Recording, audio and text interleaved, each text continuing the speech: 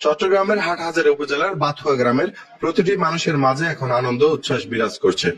দীর্ঘ প্রায় 18 বছর পর 14 মে বুধবার নিজ জন্মভূমি চট্টগ্রামে এবং নিজ গ্রামে আসছেন শান্তিতে নোবেল বিজয়ী অধ্যাপক ডক্টর মোহাম্মদ ইউনূস। প্রধান উপদেষ্টা হিসেবে দায়িত্ব গ্রহণের পর এই প্রথম চট্টগ্রাম সফর করছেন তিনি।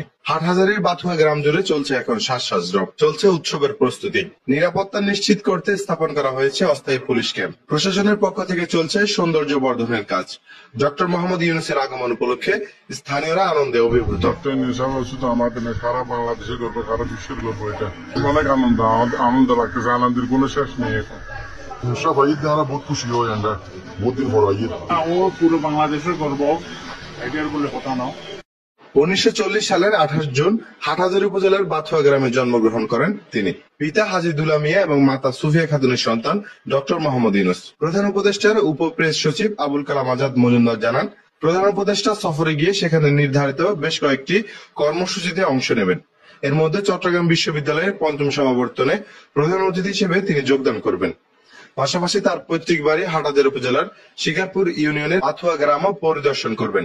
দাদা দাদির কবর জিয়ারত করবেন এবং আত্মীয় স্বজন ও এলাকাবাসীর সঙ্গে দেখা করবেন।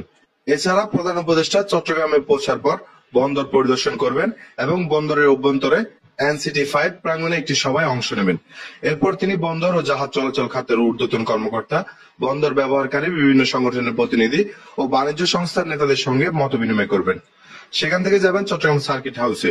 সেখানে কর্ণফুলী নদীর উপর কালুরঘাট সেতুর ভিত্তিপ্রস্তর উন্মোচন করবেন।